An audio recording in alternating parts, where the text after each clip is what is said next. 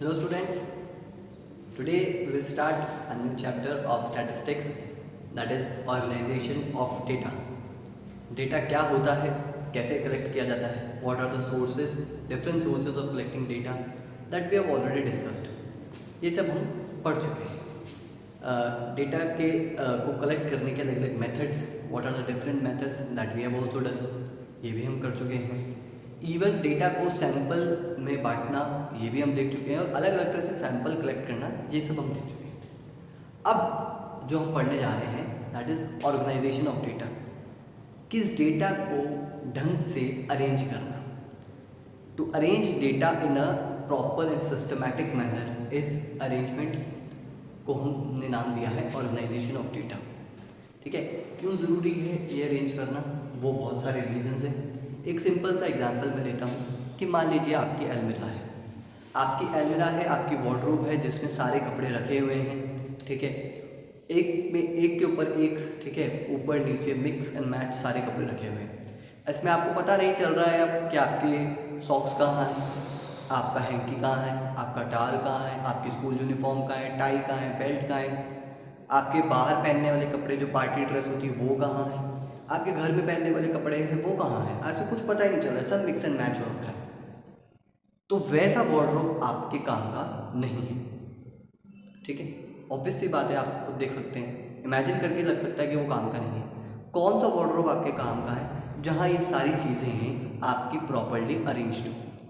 जहाँ सॉक्स आपको अलग दिखे, बेल्ट आपको टाई अलग से दिखाई दे रही हो, स्कूल यूनिफॉर्म अलग से रखी हुई दिखाई दे रही हो कि यहाँ से हमें स्कूल यूनिफॉर्म निकालनी है, घर के कपड़े आपको अलग से दिख रहे हो, पार्टी ड्रेस आपको अलग से दिख रहा हो. तो ये सब आपको अलग से दिख रही हो कि हाँ इसमें से चूज़ करना है, इसमें से पिक करना है, कुछ भी मिक्स एंड मैच नहीं है.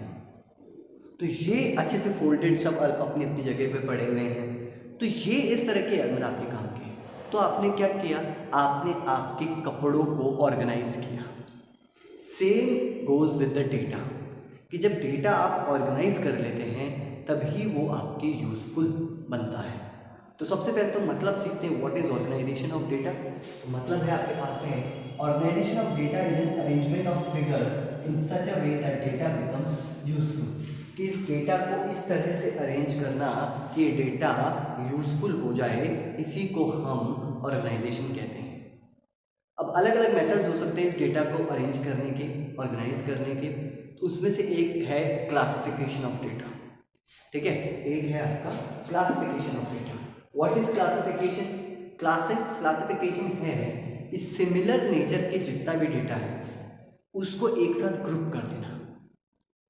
Grouping data of similar nature is classification. कि ये सब चीज़ें एक जैसी सी हैं, ये एक सिमिलर नेचर शो करती हैं, तो इनको हमने अलग शो कर दिया. एक और एग्जांपल लेते हैं कि 11th क्लास के स्टूडेंट्स हैं. एक साथ सारे स्टूडेंट्स खड़े हैं, एक साथ सब बच्चों का नाम लिखा हुआ है, एक ही क्लास में सब बैठे हैं, तो वो तो सिर्फ डेटा है. अब इनको अलग अलग सेक्शंस में डिवाइड करना है, that is organisation of data. ठीक है, कि अलग अलग सेक्शंस में हम डिवाइड करें तब जाके बच्चे थोड़े यूजफुल बने. सर कैसे अलग अलग डिवाइड करें, मेथड क्या होना चाहिए, बेसिस क्या होना चाहिए. ठीक है, तो इनका क्लासिफिकेशन कीजिए. क्लासिफिकेशन कीजिए on the basis of subject, on the basis of stream they have chosen. ठीक है, किसी ने साइंस का लिया है तो साइंस के बच्चों को अलग कर दीजिए, किसी ने कॉमर्स लिया है तो उन बच्चों को अलग कर दीजिए, ह्यूमैनिटीज़ लिया है तो उन बच्चों को अलग कर दीजिए. ये जब आप करते हैं, ठीक है, तब आपके सामने अलग अलग सेक्शंस निकल के आ जाते हैं और तब एकदम यूजफुल वो डेटा बन जाता है. ठीक है, नहीं तो एक ही क्लास में सारे बच्चे बैठे हैं, क्या पढ़ना है क्या पढ़ाना है समझ में ही नहीं आएगा. तो classification, what is classification. Grouping of data on the basis of their similarity is classification. Similarity के बेसिस पे ग्रुप करने को हम क्लासिफिकेशन कहते हैं. ठीक है, अब दिमाग में सवाल आता है सर कि क्लासिफिकेशन आखिर क्यों किया जाए, क्या फ़ायदा होगा इससे, सर क्यों करें क्लासिफिकेशन, एक्स्ट्रा मेहनत. तो आइए फ़ायदा देखते हैं क्या क्या फ़ायदा है. पहला है ब्रीफ एंड सिंपल. डेटा जो है आपका ब्रीफ और सिंपल बन जाता है. डेटा कंप्राइज हो जाएगा और सिंपल टू अंडरस्टैंड हो जाएगा. पहला फ़ायदा आपका ये है. दूसरा है यूटिलिटी. ऑब्वियसली अब ही आपका डेटा यूज़फुल बनेगा. जैसा कि मैंने बोला एक साथ सारे बच्चे बैठे हैं तो वो यूज़फुल नहीं है. ठीक है, क्या पढ़ना है क्या पढ़ाना है समझ में नहीं आएगा. लेकिन जब वो अलग अलग सेक्शंस में हो जाएंगे तब जाके वो यूज़फुल बनेंगे, तब जाके हमें समझ में आएगा किसको पढ़ना है, किसको क्या पढ़ना है, किसको क्या समझना है। तो क्लासिफिकेशन से यूटिलिटी, यूजफुलनेस बढ़ जाती है डेटा की।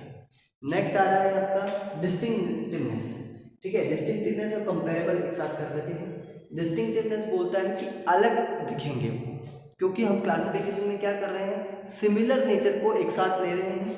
तो ये सिमिलर नेचर जो सारे हैं, कॉमर्स वाले जो है वो एक साथ दिखेंगे और साइंस वाले जो है वो एक साथ दिखेंगे।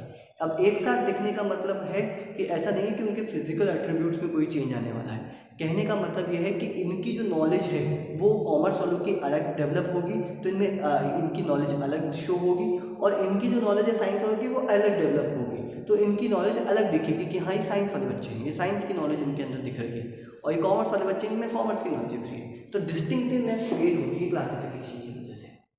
नेक्स्ट है कंपेरेबल। कंपेयर करना आसान हो जाता है डेटा को कि साइंस वाले बच्चों ने कैसा किया और कॉमर्स वाले बच्चों ने कैसा किया, साइंस वाले बच्चे कैसा परफॉर्म कर रहे हैं, कॉमर्स वाले बच्चे कैसा परफॉर्म कर रहे हैं। ये कंपैरिजन कब हो पाएगा, जब अलग अलग डेटा बटा हुआ होगा, जब क्लासिफाइड होगा डेटा, तभी हम कंपैरिजन कर पाएंगे। और कभी कभी कंपैरिजन करना ज़रूरी होता है हमारे लिए टू चेक ग्रोथ। ठीक है, कि ग्रोथ कौन ले पा रहा है, कौन नहीं ले पा रहा है। ठीक है, इकोनॉमी में बहुत से डेटा बहुत अलग अलग तरह से काम आते हैं, तो हर चीज़ को चेक करने के लिए, ठीक है, कुछ चीज़ पे प्रिवेंशन के लिए कंपैरिजन ज़रूरी होता है। तो कंपैरिजन ऐसा नहीं है कंपेयर करना तो बुरी बात है ना, बुरी बात नहीं है, क्यों कंपेयर कर रहे हैं उस पर डिपेंड करता है, तो कंपैरिजन भी ज़रूरी है।